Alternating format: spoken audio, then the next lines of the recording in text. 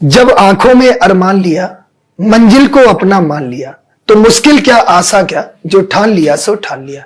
मेरे बच्चों, मेरे भविष्य के फौजियों और मेरे सभी दोस्तों, आप सभी का तहे दिल से स्वागत है। आज हम लोग एक ऐसे ही बच्चे के साथ यहाँ पर बैठे हुए हैं। एक वो बच्चा जो ग्रामीण परिवेश से संबंध रखता है, लेकिन उसके सपने थे कुछ बड़ा करने का। उसका सपना था अपने माँ बाप के सपनों को पूरा करने का। तो इसी क्रम में आज वो बच्चा हमारे साथ में है जिसने टीईएस में सिलेक्शन ले लिया है। जी हाँ, वो भी ऑफिसर बनने जा रहा है, अधिकारी बनने जा रहा है। तो उस बच्चे का नाम है अंचित शुक्ला। तो मैं चाहूंगा कि ब्रिजेंद्र सर पहले कुछ उसकी जर्नी के बारे में पूछें। सबसे पहले तो आपका नाम ही बहुत अच्छा है, चिंता रहित, यही मीनिंग है ना? ओके। तो मैं आपसे बस एक ही क्वेश्चन करना चाहूंगा कि आपने, जैसे होता है ना कि जब बच्चा 10th क्लास में होता है या 12th क्लास में होता है, उसको कुछ खबर नहीं होता मुझे लाइफ में करना क्या है। तो मेरा सबसे मेन क्वेश्चन आपसे यही है कि आपके माइंड में ये मोटिवेशन कैसे आया कि मेरे को डिफेंस में जाना है, और आपका क्या क्या स्ट्रगल रहा। तो मैं आप सबसे ये जानना चाहता हूँ कि बच्चे रूबरू हों कि हमें क्या क्या फेस करना पड़ता है। हाँ सर, जैसे कि आपने बोला कि कैसा क्या मेरा वो रहा, तो सर पहले मैं जब 8th में था तो मतलब तब से मेरा एम था कि मतलब एयरफोर्स में जाना है। ओके। तो जैसे 10th में आया तो फिर इतना वो देखा कि बहुत वो भैया इसके लिए बहुत दुनिया भाग रही है एयरफोर्स गवर्नमेंट जॉब के पीछे। देन जब उसके बाद 10th के बाद सर जब 11th में आया तो सर देखा कि बहुत कंपटीशन है, इतनी पढ़ाई में तो कुछ नहीं होने वाला। तो सर मैंने ऑनलाइन बैच एग्जाम्पल का ज्वाइन किया। ओके। देन सर उसके बाद मैंने प्रिपरेशन करता रहा। पर 12th में सब कोविड आ गया। ओके। तो सर कोविड में आने के बाद तो सर पूरा पढ़ाई लिखाई तो पूरी बंद हो गई। ऑनलाइन में सर पढ़ाई हो नहीं पा रही थी स्कूल से। तो देन उसके बाद मैं अपने बुक से तैयारी करता रहा 11th 12th की। जब 12th मेरा कंप्लीट हुआ तो उसके बाद सर एग्जाम हुआ नेवी एसएसआर का। ओके। नेवी एसएसआर मतलब आपने क्वालिफाई किया है? Yes sir. ओके। तो नेवी एसएसआर मैंने एग्जाम दिया तो मेरा उसमें सब पूरा क्वालिफाई हो गया, मेरा सब हो गया है। वो नेवी इसका ट्रेनिंग में जाना था मेरे को। ट्रेनिंग में जाने का बस कुछ ही 4 या 5 दिन पहले मेरे पास मेल आया कि your vacancy has been cancelled. अच्छा, जो कैंसिल हुई थी वैकेंसी, आप उसमें सिलेक्टेड थे? Yes sir, Agniveer. देन कैसा फील हुआ उस टाइम? अरे सर उस टाइम तो टूट गया था बिल्कुल। ओके। लगा कि अब क्या करूंगा। बिल्कुल घर वाले इतने खुश थे, पूरा रिलेशनशिप में मतलब पूरी बात हो गई थी कि मतलब बताओ लड़का नेवी में हो गया है। देन उसके बाद सर हुआ कि अग्निवीर। अब फिर मेरे को होप इतनी थी कि शायद कुछ ना कुछ गवर्नमेंट करेगी इसके उसके, जिनका हो गया है उनका तो कुछ करेगी, बट कोई रिस्पॉन्स नहीं आया। हाँ, वो तो प्रॉपर टोटली कैंसिल कर दिया। कैंसिल कर दिया सर। तो 1-2 महीने तो सर बिल्कुल डिप्रेशन में रहा सर। पढ़ाई लिखाई तो कुछ नहीं हो पा रही थी उस टाइम पे। तो फिर पापा ने मुझसे कहा, बेटा एक बात याद रखना, हारते सब हैं लेकिन पाता वही जो उस हार से सीखता है। बहुत सही, बहुत सही। तो सर मैंने उस टाइम से फिर प्रिपरेशन स्टार्ट करी। फिर सर मैंने सोचा कि यार नेवी तो चल, नेवी का एग्जाम क्लियर किया तो नेवी तो हो जाएगा, बट अब इसमें ऑफिसर पोस्ट को चलते ट्राई करते हैं। Okay. Sir navy BTech entry का मेरा एक बार फॉर्म आया तो मैंने अप्लाई किया। और इसमें एलिजिबिलिटी भी होती है कि जेईई मेंस का जो एग्जाम दिया होता है वो उसके लिए एलिजिबल होता है। तो मैंने जेईई मेंस का एग्जाम भी दिया था, उसमें भी मेरा स्कोर 52 था। देन उसके बाद मैंने फॉर्म फिलअप हुआ, मेरा सिलेक्शन हो गया। इसमें मेरा कॉल अप लेटर आ गया एसएसबी के लिए। ओके। तो सर एसएसबी के लिए मेरे को जाना था विशाखापट्टनम। तो वहाँ पे जब देखा कि भाई बहुत कंपटीशन है, इतने सारे स्टूडेंट मुझसे ज़्यादा पढ़ने वाले, सब केरल से आए, कहीं कोई अदर स्टेट से आया। तो मैंने भी सर हमने कहा चलो देखते हैं, ये भी इस बार फेस कर लेते हैं। हिम्मत करी आपने? हिम्मत मैंने करी। तो फ्रेंड्स, मैं आपसे यहाँ पे एक बात कहना चाहूंगा। जैसे अभी हमारे स्टूडेंट ने बताया कि इनके लाइफ में एक फेज आया कि ये टूट गए थे। तो इसलिए मैं हमेशा आपसे क्लास में भी कहते हैं, हम आपको मोटिवेशनल शॉर्ट्स वीडियो में भी कहते रहते हैं कि कभी आपको डिप्रेस नहीं होना चाहिए। हर काम लाइफ में कहते ना, ये सोचिए करो बस मैं कर दिखाऊंगा, हार नहीं मानी चाहिए, हमेशा कहना चाहिए आई एम द बेस्ट। ये हमेशा ध्यान रखिएगा। वही हमारे कहते ना चिंता रहित, तो इनका तो नाम ही है सर, चिंता रहित। तो बच्चा ये ध्यान रखिएगा, आपको हमेशा कभी डिप्रेस नहीं होना है लाइफ में। हमेशा लाइफ में स्ट्रगल के चैलेंजेस का सामना करना चाहिए और उसको हासिल करना चाहिए, अपने टारगेट को अचीव करना चाहिए। बिल्कुल। तो सर मैं चाहूंगा, अब जब इन्होंने एसएसबी दिया तो पहले आप एक बार सर से पूछें एसएसबी में क्या क्या फेस किया जब आप एसएसबी देने गए। बिल्कुल। देखिए, जैसा कि बेटा आपने बताया कि आप टीईएस के थ्रू गए, है ना। 2 तरह की एंट्री होती है अगर मैं बात करूं, वैसे एंट्री तो इसमें 4 से 5 तरह की होती है, लेकिन एक होता है आपका, आप एनडीए के थ्रू जाते हैं, एक जाते हैं टीईएस के थ्रू। एनडीए के थ्रू आप देखें तो वैकेंसी ज्यादा होती है और उसमें सिलेक्शन के चांस ज्यादा होते हैं, और टीईएस के थ्रू वैकेंसी 90 के अप्रोक्स में होती है ना। तो एक चीज बताइए, सबसे बड़ी बात यह है कि आपने जैसा बताया कि आपकी जो शिक्षा हुई वो गांव से हुई, गांव के स्कूल में हुई। ग्रामीण परिवेश में रहते हुए भी एसएसबी में एक इंग्लिश बहुत बड़ा फैक्ट होता है कि इंग्लिश का डर होता है, तो उस डर को आपने कैसे दूर किया? सर इंग्लिश की इसमें इतना कोई बड़ा नहीं है, इतनी कोई बड़ी बात नहीं है कि इंग्लिश से सब इंग्लिश को इतना हाई बना रखा है कि सब लोग इंग्लिश से डर जाते हैं।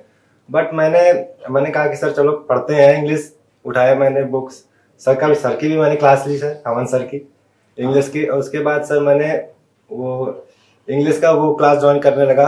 देन उसके बाद मैंने अपनी पर्सनालिटी में भी थोड़ा ध्यान दिया कि मतलब जब इंग्लिश बोलूँ तो हाँ लगे कि हाँ लड़का है इंग्लिश मीडियम से। बिल्कुल। क्योंकि सर वो तो इतना मैंडेटरी होता है कि तुम्हारा पर्सनालिटी अगर नहीं होगी तो फिर एसएसबी में तो बहुत ही तुम्हारा बिल्कुल, मतलब हम कह सकते हैं कि एसएसबी में पर्सनालिटी और लीडरशिप और आपका वो कहते हैं ना मनसा वाचा कर्मणा, वो 3 तरह से वहां पे आपको जज करते हैं, चाहे वो आपका टेट हो, वेट हो, एसआरटी हो, फिर चाहे वो आपका जीपीई हो। अच्छा, मैं एक बात आपसे और पूछना चाहूंगा, आपने एसएसबी की तैयारी कैसे की? सर एसएसबी की तैयारी सर मैंने आपके मैंने 2-3 क्लास देखी थी, आप एसएसबी इंटरव्यू लेते थे तो मैंने आपके साथ तैयारी ली, आपकी क्लास देखी, तो देन उसके बाद मैंने उसके प्रिपरेशन करना शुरू किया। अच्छा, तो एक चीज और बताओ, जैसे मैं एसएसबी की बात करूं, 2 दिन हम लोग आउट होते हैं। एक तो आप फर्स्ट डे, जिसको आप फर्स्ट डे या तो आउट होते हैं स्क्रीनिंग आउट, और लास्ट में आपका एक कॉन्फ्रेंस आउट, है ना। तो ये 5 दिन की जो जर्नी होती है, मैं कह सकता हूँ ये एक ऑफिसर वाली जर्नी होती है। अगर आप पहले दिन सेलेक्ट हो जाते हैं तो आप 5 दिन तक रहते हैं। तो स्क्रीनिंग में आप बच्चों के लिए क्या मैसेज देना चाहेंगे? जैसे वो स्टोरी लिखते हैं, आप चाहे पीपीडीटी की स्टोरी हो, चाहे आप टेट की स्टोरी हो, तो उसके लिए आप बच्चों को क्या पॉइंट देना चाहेंगे कि वो जिससे एक इफेक्टिव स्टोरी लिख सके? तो उसमें क्या होता है, पीपीडीटी में जैसे कि हमको एक स्टोरी दिखा दी इन्होंने, स्टोरी में आपको देख के फिर आपको स्टोरी तो आपको बनानी है, वो तो बनानी है, वो तो उसको बनाना ही पड़ेगा। देन उसके बाद आपको जो स्टोरी है खुद से रिलेट करनी है आपको, और उस स्टोरी में आपको ये दिखाना है कि आप लीडर हैं। और आपको हर बार ये भी नहीं करना है कि आपको लीडर हर बार जीत रहा है, ऐसा नहीं है। लीडर हर बार नहीं जीतता, लीडर हारता भी है, हारना भी जरूरी है, क्योंकि अगर हार का मुंह नहीं देखा तो सफलता का मजा नहीं आएगा। बिल्कुल, बहुत बड़ी बात कही। अच्छा, एक आपका पर्सनल इंटरव्यू होता है एसएसबी में, है ना, तो पर्सनल इंटरव्यू के बारे में आप क्या बताना चाहेंगे? जैसे एक होता है ना, जो बच्चा कभी इंटरव्यू फेस ना किया हो, अब वो एकदम से ऑफिसर्स के सामने जाए, तो एक बहुत बड़ी हेजिटेशन होती है कि ऑफिसर क्या पूछ देगा। इवन वो कई बार ऐसे क्वेश्चंस पूछ देता है, क्योंकि मैंने खुद 4 बार एसएसबी दी, वो खुद पूछता है कि ऐसे क्वेश्चन पूछ देता है कि बच्चा हेजिटेट हो जाता है कि मुझे इसमें क्या आंसर देना चाहिए। तो उस समय पे आपने उस डर को कैसे मैनेज किया? जैसे सर आपने क्वेश्चन पूछा, तो सर ये तो लास्ट डे मेरे लिए भी बहुत टफ रहा। क्यों, उस टाइम तो सर मेरा जाते हुए पसीना ही आ रहा था, मतलब इतनी टेंशन थी कि लास्ट डे 4th डे तो निकाल लिया, अब ये लास्ट डे मेरे को क्वालिफाई करना है कैसे भी। गया सर, रूम के अंदर गया, 3 ऑफिसर्स बैठे थे। अरे सर देख के बिल्कुल पहले तो सर बड़ा डर लगा, फिर उसके बाद जब बैठा था उन्होंने मतलब मेरे को एक सर बोले ने, उन्होंने बोला कि देख बेटा, इतना जो तेरे को जो तो टेंशन ले रहा है ना, इतनी टेंशन ले मत, क्योंकि बहुत लोग बाहर हुए हैं, जो लोग सेलेक्ट होते हैं वो भी तुम्हारे लोगों में से सेलेक्ट होते हैं, तो उनको इतना टेंशन लेने की जरूरत नहीं है। वो सर ने मतलब एक पहले हमारे सर थे, उन्होंने मुझसे पहले ही बता दिया था कि कह रहे थे बेटा देखो, हर बार तुमको यही भी नहीं कि तुमको पहली बार में सफलता मिल जाएगी, अगर मिल जाती है बहुत अच्छी बात है, और अगर नहीं भी मिलती है तो हताश मत होना। तो सर हमने कहा ठीक है सर। तो गया, उसके बाद सर ने बहुत एक कॉम्प्लिकेटेड क्वेश्चन पूछ लिया। अभी तो सर मेरे को वैसे याद नहीं है क्वेश्चन। मैं वैसे पूछना चाहूंगा कि क्या ऐसे कौन से क्वेश्चन पूछे जो आपको बड़े इंटरेस्टिंग लगे? कोई सब्जेक्टिव क्वेश्चन था या ऐसा जो प्रैक्टिकल लाइफ से रिलेटेड था? क्या वो क्या चेक करना चाहते हैं कि भाई आपकी नॉलेज तो वो ऑलरेडी देख चुके हैं, बिल्कुल। तो अब वो क्वेश्चन किस तरीके का होता है, वो ये देखना चाहते हैं कि भाई ये बंदा सोचता कैसे है डिफिकल्ट सिचुएशंस में, वो क्या जज करना चाहते हैं। अरे तो सर उनसे क्वेश्चन ये पूछ लिया था कि अगर एक कमरे में आग लगी हुई है, तुम्हारी माँ है और एक बहन है, तो किसको बचाओगे? सर उस टाइम पे तो हिल गया था बिल्कुल। हाँ, अब माँ बोलेंगे, अब माँ, क्योंकि अब बच्चे का तो यही होता है कि अगर लड़का है तो वो अपनी माँ से ज्यादा प्रति लगाव होगा, और अगर लड़की है तो वो अपने फादर के प्रति। बिल्कुल। तो मैंने तो माँ को आंसर दिया, तो बस उनके बाद फिर उन्होंने कुछ पूछा ही नहीं, कुछ नहीं पूछा मुझसे कि तुमने माँ का क्यों दिया। उन्होंने कहा, मुस्कुरा के मेरे को बोल दिया ओके। हाँ, लेकिन एक चीज मैं और बता दूं, जैसे आपने देखा होगा कि वहां पे ये पता नहीं चलता कि आप क्यों इन हुए हैं और क्यों आउट हुए हैं, ऐसा तो कुछ नहीं बताया जाता है ना। लेकिन ये जो क्वेश्चंस होते हैं ना, ये बड़े इफेक्टिव होते हैं। जैसे कोई कह दे कि आपकी पत्नी एक नदी में डूब रही है, माँ डूब रही है, आप किसे बचाएंगे? तो हमें वहां पे भावनाओं में नहीं बहना होता है, हमें वहां पे कहना होगा we have to save our wife first, after that I will see for my mother. क्योंकि पत्नी कहीं ना कहीं हमारे जीवन में हमारे साथ हमेशा रहने वाली है। तो ये क्वेश्चंस होते हैं। अच्छा, एक चीज मैं आपसे लास्ट प्रश्न पूछना चाहूंगा। जैसे आपने बताया कि एनडीए आपने एक भी बार नहीं दिया, है ना, डायरेक्ट आप एसएसबी में गए, है ना, तो रिटिन तो आपके उससे हट गया। अगर कोई बच्चा रिटिन की भी तैयारी कर रहा है और एसएसबी की भी तैयारी कर रहा है, तो उसको एसएसबी में कितना समय देना चाहिए तैयारी के लिए और रिटिन में कितना समय देना चाहिए, जिससे कि उसकी तैयारी बढ़िया हो पाए? रिटर्न क्वालिफाई करने में तो इतना कोई बड़ी बात नहीं। रिटर्न तो आप कंपटीशन की अगर तैयारी कर रहे हैं तो अपना 2 to 3 आवर्स अगर आप बढ़ा भी दें अपनी पढ़ाई में तो आराम से आपका रिटर्न क्वालिफाई हो जाएगा। पर जो बात है एसएसबी की, हार्ड तो होती है बट इम्पॉसिबल भी नहीं होती है कि होगा ही नहीं। तो आप एसएसबी को मैंने तो अपनी एसएसबी को 3 से 4 घंटे दिए, पर डे दिए। मैंने 3 मंथ्स तक अपनी एसएसबी में बहुत फोकस किया। देन उसके बाद जाके मेरा क्वालिफाई होगा। सर आपकी मैंने काफ़ी क्लासेस देखी, जितनी आपने एसएसबी इंटरव्यू की थी मैंने सब देखे आपकी, और उसमें तो सर मेरे को कॉन्फिडेंस भी मिला कि सर आपने इतना सब बताया। आपने एक बात बोली थी कि जमीन पे खड़ा के आसमान देखता है, परों को खोल जमाना उड़ान देखता है। बिल्कुल बिल्कुल, ये बहुत बड़ी बात है कि हमारे अंदर करेज वहीं से आता है, अच्छा, साहस वहीं से आता है। मेरा एक छोटा सा क्वेश्चन है, जब वहां पे आपने आंसर दिया कि मैं माँ को बचाऊंगा, तो ये क्या सोच के सर माँ को क्या फीलिंग थी आपकी? आपने बहन को क्यों नहीं चूज किया, माँ को क्यों चूज क्योंकि किया? बेसिकली वो जवाब के पीछे की इंटेंशन क्या है वो हाँ, यही जानना चाहते यही जानना चाहते ये हैं। मैं जानना चाहता हूँ। आपका हमारे क्या thought process था? हाँ, सर मेरा थॉट प्रोसेस ये था कि माँ तो भाई माँ होती है। अब उनके प्रति तो हम वो तो नहीं कर सकते कि उन्होंने तो हमको इस दुनिया में लाया है। तो इसका मतलब कि बहन की वैल्यू कम है, कम है। माँ के सामने। हाँ ऐसा कह सकते हैं, बट अब इतना भी नहीं कि बहन है। अगर तो बहन तो भाई बहन ही होती है। बहन दोनों दोनों important है। इम्पोर्टेंट है। परिवार के जरूरत से सारे बराबर होते हैं। हाथ की उंगलियां छोटी बड़ी होती है लेकिन जरूरत सबकी होती है और अहमियत सबकी अपनी होती है। तो अब वो ये सवाल क्या सोच के पूछा उन्होंने, ये तो हम भी नहीं जानते, लेकिन इसके पीछे रीजन तो होता है।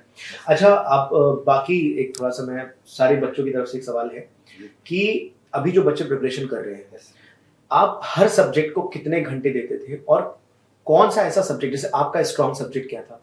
अगर एक सब्जेक्ट स्ट्रॉन्ग है तो आपको दूसरे में ज्यादा समय देना पड़ता होगा।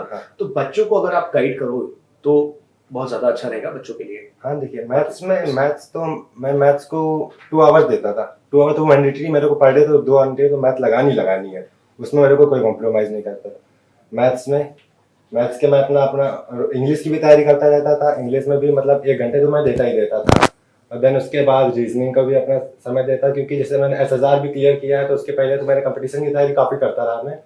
और फिर उसके बाद मैंने अपना एसएसबी को मैंने टाइम दिया। जब मेरा उसके बाद कॉलेज लेटर आ गया तो मैं 3 से 4 घंटे अपने एसएसबी को देने लगा। और बाकी सर बस इतना ही सर। फिजिक्स केमिस्ट्री थोड़ी वीक थी, तो केमिस्ट्री को मैं काफ़ी ज़्यादा टाइम देता था। अच्छा, ऐसा है संभव, मैं बच्चों के नजरिए से पूछ रहा हूँ कि एक बच्चे को फिजिक्स में बहुत मजा आता है और केमिस्ट्री थोड़ी सी बोरिंग लगती है, तो वो केमिस्ट्री में थोड़ा कम पढ़ के फिजिक्स में ज्यादा पढ़ ले और उसका एग्जाम क्वालिफाई हो जाए, ऐसा संभव है? नहीं, संभव तो है बट ऐसा हो नहीं सकता। ऐसा रिस्क लेना नहीं चाहिए। अगर जब दौड़ रहे हो तो हर सब्जेक्ट से दौड़ो। क्योंकि अगर पेपर में सारे सब्जेक्ट आ रहे हैं, इसका मतलब उन सब्जेक्ट्स की इक्वल बराबर तरीके से उनकी अहमियत है। तो बच्चों को ये चीज समझनी पड़ेगी। कुछ सजेशन आप देना चाहोगे हमारे बच्चों को, स्टूडेंट्स को? उनके अंदर बहुत डर रहता है कि सर हम प्रिपरेशन एनडीए की भी कर रहे हैं, नेवी एसएसआर की भी कर रहे हैं, और सारे पेपर एक के बाद एक लगे अगर हैं, तो उस सिचुएशन में क्या करना चाहिए इनको? देखिए, आपको डरना तो नहीं है। आप अपने मन में ये थॉट बिठा लीजिए कि मुझको देश की सेवा करनी है। और अगर आपको देश की सेवा करनी है, ना आपको आर्मी की जॉब छोटी लगेगी और ना ही आपको आईटीबीपी, ना किसी अदर जॉब। अगर आपको देश की सेवा करनी है तो आपके लिए आर्मी भी बराबर है और कोई ऑफिसर रैंक भी बराबर है। अगर आपको देश की सेवा करने का मन में जज्बा जुनून है, सब आपके लिए बराबर होगा। बिल्कुल। एक सैनिक की नौकरी नहीं होती है, सेवा होती है, तो वो सेवा भाव होना बहुत जरूरी है। बिल्कुल बिल्कुल। और सर मैं एक चीज यहाँ पे जोड़ना चाहूंगा कि एक ऐसा बच्चा जो एयरफोर्स की भी तैयारी कर रहा था, इधर आप देखिए ऑफिसर रैंक के लिए भी तैयारी कर रहा था। और दोनों को कितने अच्छे से मैनेज किया। मतलब SSR में भी सिलेक्शन ले लिया, है ना, और इसके बाद वो ऑफिसर भी बन गया। तो हम कह सकते हैं कि हम दोनों सारी तैयारियों को, एक बहुत अच्छी बात की कि हमने अगर जिस दिन ये सोच लिया ना कि देश की सेवा ही करनी है, तो हम उस दिन कहीं ना कहीं सेलेक्ट हो जाते हैं। आपको जब पता होता है कि क्या चाहते हो तो वो रास्ता आपको मिल जाता है, ये बात बिल्कुल सच है। बिल्कुल। और लास्ट में मैं और भी सर कुछ पूछना चाहेंगे? नहीं मेरे तरफ से हाँ, तो मैं बस एक क्वेश्चन पूछना चाहूंगा। मैं चाहूंगा बच्चों को बताओ, जब आपका सिलेक्शन हुआ था या आपके पास मेल आया था, आपने अपनी फैमिली को बताया था, जो उनके चेहरे पे खुशी थी या चमक थी, वो आप बच्चों को किस तरह डिस्क्राइब करना चाहोगे? अरे मेरी खुशी तो जब मेरे पास मेल आया मैंने किसी को नहीं बताया। ओके। बाइक उठाई गया, शांति से जगह एकदम बिल्कुल बैठ गया, सोच रहा था कि यार पापा का स्ट्रगल मैंने इतना देखा कि हाँ मैंने आज कर लिया, कुछ तो कर लिया अपनी लाइफ में, कि हाँ अपने माँ बाप के लिए मैंने इतना सब कर दिया कि अब तो उनको खुश रखना है। फिर जब उसके बाद मैं वहाँ काफी देर बैठा रहा, सोचता रहा कि अब क्या करना है, आगे क्या करना है। अभी तो कॉल लेटर आया है, अभी SSB देने भी जानी है, फिर उसके बाद ज्वाइनिंग लेटर आएगा, अभी इतना सब। तब जाके मैंने अपनी मम्मी, सबसे पहले मम्मी को बताया। ओके। मैंने अपनी माँ से बोला मैम मेरा हो गया है, इसमें सिलेक्शन हो गया, बट अभी SSB होना है। तो मम्मी ने कहा कि देखो बेटा अभी बताओ मत किसी को, गुड, बताना जब वर्दी पहन के आओ। बिल्कुल सही बात। तो हमने कहा हाँ मम्मी बिल्कुल वर्दी पहन के आऊंगा तभी बोलूंगा। तो मैंने मम्मी को बताया, और बाकी तो फिर मम्मी पापा और भाई को ये भी पता, ज्यादा लोगों को मैंने भी बात इतना बताया भी नहीं है। बाकी तो फिर बात तो अब तो पहुंच जाएगी। बिल्कुल। और ये एक बहुत बड़ी बात है कि आज आप एक ऑफिसर बनके, तो कहते ना कि रख बापू भरोसा, एक दिन तेरा नाम कर दूंगा, बदन पर वर्दी पहनकर पहला सैल्यूट तेरे नाम दूंगा। तो आज शायद आप वो सैल्यूट देने जा रहे हैं, और अपने माँ बाप के सपनों को आपने पूरा किया, क्योंकि आप डटे रहे, आप हटे नहीं, आप अपनी उम्मीदों पर कायम रहे, और आपकी मेहनत ने आज आपको अपने मंजिल तक पहुंचा दिया। एक लास्ट प्रश्न और मैं पूछना चाहूंगा, आपकी लाइफ में आपके लिए सबसे बड़ा इंस्पिरेशन कौन रहा, जिसको देख के आप यहां तक पहुंच गए? इंस्पिरेशन मेरे मामा थे। मेरी नानी के लड़के हैं, मेरे तो सगी नानी तो नहीं है, मेरी नानी की बहन है वो। Okay okay. तो मतलब वही मेरे मामा है, मेरा कोई मम्मी के भाई तो है नहीं। तो बस उनको मैंने देखा कि आर्मी में है। उन्होंने छोटे में, मतलब जब मैं 6-7 में था, उन्होंने मुझसे एक बात बोली, देखो बेटा पढ़ाई करना, फोर्स मत करना, मतलब किसी के वजह से फोर्स मत होना कि सब कह रहे हैं कि तुम्हें डॉक्टर बनना है। मतलब मैं पहले, मेरी मम्मी कहती थी बेटा तुम डॉक्टर बन जाओ तो बहुत अच्छा रहेगा, तुम्हें डॉक्टर अच्छा लगेगा। हमने कहा ठीक, पर मेरे मामा का जो करना बेटा वही जो दिल कहे। बचपन से ही जुनून फिर आ गया कि बस अब देश की सेवा करनी है, वर्दी पहननी है। तो बस यही मेरे मामा बहुत बड़े इंस्पिरेशन है मेरी। बिल्कुल। और इसी सवाल से एक रिलेटेड है, जैसे कि इंस्पिरेशन तो आपको मिल गई, अब इंस्पिरेशन बच्चों को कई बार मिल जाती है, लेकिन एक डर बना रहता है कि यार मैं तो हिंदी मीडियम बोर्ड से हूँ, यूपी बोर्ड से हूँ, या हमारा स्टेट बोर्ड है और उसमें इंग्लिश भी आ रही है, बाकी सब्जेक्ट्स भी हैं, और वहां पर इंग्लिश का बहुत अच्छा खासा वेटेज भी है। तो उन बच्चों को आप क्या कहना चाहोगे जिनके अंदर ये डर बसा हुआ है कि मैं तो हिंदी बोर्ड से हूँ, मैं गांव से हूँ, मैं देहात से हूँ, मैं कैसे करूंगा? देखो अगर कोई सब्जेक्ट कमजोर है तो थोड़ी ज्यादा मेहनत कर लो, रख हौसला के वो मंजर भी आएगा, प्यासे के पास चलकर खुद समुंदर भी आएगा। और अगर आपने मेहनत करी है ना तो सफलता नहीं रुकेगी आपके पास, सफलता तो आपको मिलनी ही मिलनी है। सफलता कोई नहीं रोक सकता आपको। आप भी तो यूपी बोर्ड से यूपी बोर्ड से ग्रामीण क्षेत्र से रहा हूँ मैं भी। मैंने यूपी बोर्ड से तैयारी करी। मेरी भी इतनी इंग्लिश स्ट्रांग नहीं थी, बट प्रैक्टिस करता रहा, इंग्लिश में भी ज्यादा टाइम दिया तो मेरी इंग्लिश हो गई। मतलब मैंने कर दिया कवर अपने इंग्लिश को। ये तो चलो अचिंत ने बताया कि ये हिंदी बोर्ड से है, मैं खुद यूपी बोर्ड से हूँ, सरकारी स्कूल से मेरी पढ़ाई हुई 12th तक, लेकिन आज मैं आप लोगों को पढ़ा रहा हूँ और मैंने कैट वगैरह के बच्चों को भी पढ़ाया। तो ये सब डर हटा दो मन से, कहाँ से आए हो इस बात से कोई फर्क नहीं पड़ता, जाना कहाँ पर है इस बात से फर्क पड़ता है। बहुत सुंदर। और ये सब कुछ पॉसिबल है।